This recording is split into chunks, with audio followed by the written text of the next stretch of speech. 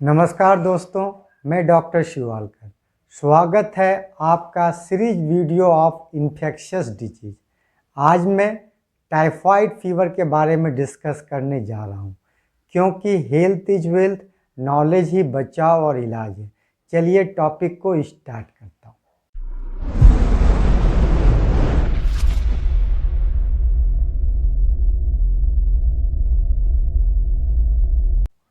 Typhoid fever को इंट्रिक fever भी कहते हैं, क्योंकि इंट्रिक का मतलब इंटेस्टाइन, आंत।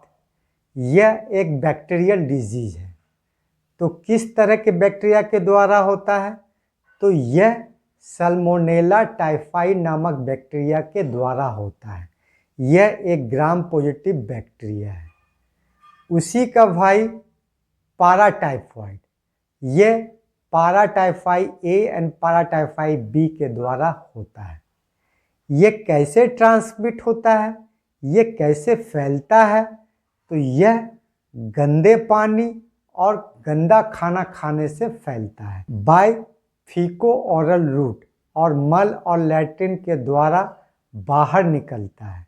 इंटेस्टाइन, आंतों में, खास करके डिस्टल इलियम में पेयर्स पैच, एक तरह का लिम्फोइड फॉलिकल पाया जाता है। वहाँ यह ग्रो करता है। ग्रो करने के बाद ये ब्लड में पहुँचता है और ब्लड में इन्फेक्शन और सेप्टिसीमिया कराता है। ये आंतों में, इंटेस्टाइन में ग्रो करता है। कुछ बैक्टीरिया ब्लड स्ट्रीम में चला जाता है और कुछ मल और लैट्रिन, फीकल के द्वारा बाहर निकल जाता है। जब गंदा अनहाइजीन पानी या खाना खाते हैं तो ये हमारे शरीर में प्रवेश कर जाता है और इसी तरह से ये बीमारी फैलता है।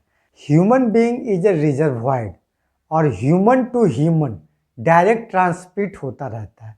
इसलिए ज़रूरी है कि हमेशा साफ हाइजीनिक वाटर और खाना खाएं। अब बात करते हैं इसके लक्षण, सिम्टम्स के बारे में।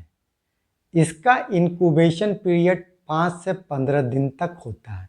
मतलब जब बैक्टीरिया शरीर में प्रवेश करता है तो इसका लक्षण 5 से 15 दिन के बाद दिखाई पड़ता है और इलनेस, बीमारी 3 से 4 सप्ताह तक रहता है।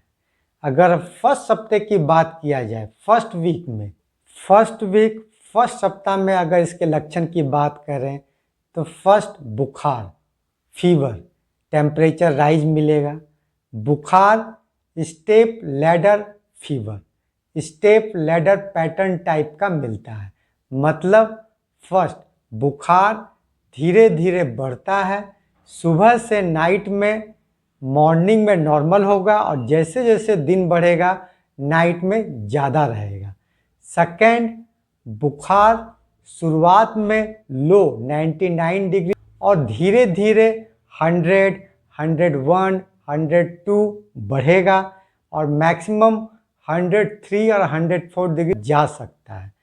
मतलब slowly increase fever by day and day, that is step ladder pattern.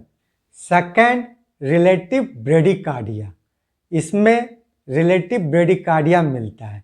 Generally अगर टेम्परेचर 1 डिग्री सेंटीग्रेड बढ़ता है तो हमारा हार्ट रेट और पल्स 10 बढ़ता है, लेकिन टाइफाइड फीवर में ऐसा नहीं होता है।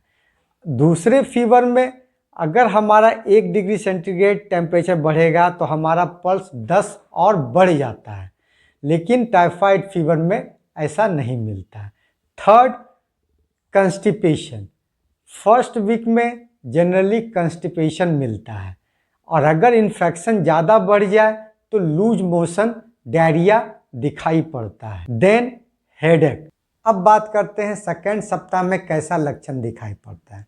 सेकेंड सप्ताह में बुखार बना रहता है, उसी तरह स्टेप लैडर पैटर्न मिलता है। सेकेंड, टाइफाइड टंग, कोटेड टंग, जीभ में एक पपड़ी जम जाती है। थर्ड, सेकेंड सप्ताह में जनरली हमारा डायरिया, लूज मोशन दिखाई पड़ता है। फर्स्ट सप्ताह में हमारा कंस्टिपेशन जनरली दिखाई देता है, सेकेंड सप्ताह में हमारा डायरिया दिखाई पड़ता है, और डायरिया भी स्पेसिफिक टाइप का होता है, पी सूप जैसा लगता है कि हरे मटर को मैश करके बनाया हुआ हो। ऐसा क्यों होता है? ऐसा इसलिए होता है कि जब इन्फेक्शन बढ़ जाता है, हमारा डिस्टल इंटेस्टाइन से बाइल एब्जॉर्ब नहीं हो पाता, जिसके कारण सारा बाइल जो है हमारा लैट्रिन के रास्ता से निकलने लगता है। तो बाइल का कलर हरा होता है, इसीलिए हमारा लैट्रिन, हमारा पी सूप हरे मटर के तरह से दिखाई पड़ता है। फोर्थ, हिपेटोस्प्लिनोमेगली, लीवर एंड स्प्लीन का साइज बढ़ा हुआ मिल सकता है। फिफ्थ, रोज स्पॉट्स मिल सकता है। ये रोज स्पॉट्स क्या है? बैक्टीरिया इम्बोलाई इन स्किन, मतलब बैक्टीरिया जब स्किन में डिपॉजिट होता है तो ऐसा लक्षण मिलता है। ये जनरली 3 से 5 दिन तक रहता है। Sixth, delirium, patient confusion state में जा सकता है। सेवंथ, पेन एब्डोमेन, पेट दर्द जनरली डिफ्यूज होता है, पूरे एब्डोमेन में होता है, और पेट फूला हुआ भी मिल सकता है। अब बात करते हैं थर्ड सप्ताह, थर्ड वीक में आपको क्या लक्षण दिखाई देगा? तो थर्ड वीक में जनरली जैसा कि सेकेंड वीक में जो लक्षण दिखाई देता है उसी तरह से, और साथ में गैस्ट्रोइंटेस्टाइनल अल्सर, पेट में अल्सर दिख सकता है, और उसके बाद परफोरेशन हो सकता है, और बाद में मेनिंजाइटिस, मायोकार्डाइटिस, रीनल फेल्योर और इंसेफेलाइटिस में भी पेशेंट जा सकता है। अब बात करते हैं इन्वेस्टिगेशन, जांच की। तो टाइफाइड पेशेंट में किस तरह का जांच करना चाहिए, क्या क्या जांच होता है, क्या क्या हम टेस्ट कराएं? फर्स्ट है ब्लड टेस्ट। ब्लड टेस्ट में TLC, total leucocyte count, WBC generally लो या लो नॉर्मल रहता है। इसमें ल्यूकोपीनिया, ब्लड काउंट कम मिलता है, जबकि अदर बैक्टीरियल इन्फेक्शन में ल्यूकोसाइटोसिस मिलता है, मतलब ब्लड काउंट बढ़ा हुआ मिलता है। बहुत सारे टाइफाइड पेशेंट में प्लेटलेट काउंट और इस्नोफिल काउंट भी कम मिलता है। Second, serological test. Serological test 2 तरह का होता है। फर्स्ट, विडाल टेस्ट, इसका नाम तो आप लोग सुने होंगे, ये इजीली अवेलेबल है और सस्ता है। तो विडाल पॉजिटिव कब बोलेंगे? ए, अगर एंटीबॉडी टाइटर मोर देन 1:80 है तो ये इंडिकेट करता है एक्टिव इन्फेक्शन, तब समझ सकते हैं कि अभी इन्फेक्शन है। और अगर एच एंटीबॉडी टाइटर मोर देन 1:160 है तो ये इंडिकेट करता है पास्ट इन्फेक्शन और इम्यूनाइज्ड पर्सन, मतलब ये पुराना इन्फेक्शन है या पहले इसे हो चुका है, लेकिन इसका इंटरप्रिटेशन फिक्स नहीं है, यह प्लेस टू प्लेस वेरी करता है। बी, इंडेमिक एरिया में जहां लोग पहले से बहुत ज़्यादा एक्सपोज्ड हैं, वहां ओ एंटीबॉडी टाइटर मोर देन या इक्वल टू 1:100 और एच एंटीबॉडी टाइटर मोर देन या इक्वल टू 1:200 है तो विडाल पॉजिटिव बोलेंगे।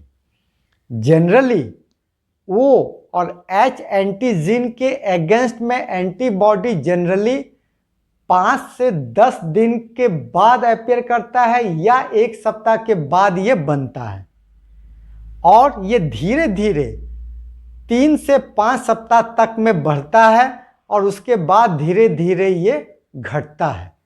इसलिए विडाल 5 दिन के बाद या 1 सप्ताह के बाद पॉजिटिव होता है जनरली। कभी कभी ये फॉल्स पॉजिटिव अदर इन्फेक्शन में भी ये दिखाई देता है, जैसे कि मलेरिया है, ब्रूसिलोसिस है, जैसे इन्फेक्शन में ये पॉजिटिव होता है। सी, थर्ड तरीका क्या है? विडाल पॉजिटिव तब बोलेंगे जब एक बार टेस्ट कराएं और फिर 7 दिन के बाद फिर विडाल टेस्ट कराएं, अगर उसका टाइटर 4 टाइम्स बढ़ा हुआ है तो हम उसे पॉजिटिव बोलेंगे। कहने का मतलब एग्जाम्पल के तौर पे, अगर आपका इनिशियल टाइटर फर्स्ट टाइम करा रहे हैं वो एंटीबॉडी टाइटर आपका 1:40 है और एक सप्ताह के बाद 1:160 है, 4 टाइम्स वो इंक्रीज कर गया है, तो हम कह सकते हैं कि ये टाइफाइड से सफ़र कर रहा होगा और इस दौरान वह कोई भी एंटीबायोटिक यूज नहीं कर रहा है, बैक्टीरिया मारने के लिए कोई भी एंटीबायोटिक नहीं ले रहा है। लेकिन प्रैक्टिकली ये पॉसिबल नहीं है कि पर्सन 7 दिन तक वेट करे और एंटीबायोटिक ना ले। Third test, that is second serological test, typhi dot test. ये विडाल से ज़्यादा रिलायबल माना जाता है, विडाल से ज़्यादा सेंसिटिव और स्पेसिफिक माना जाता है।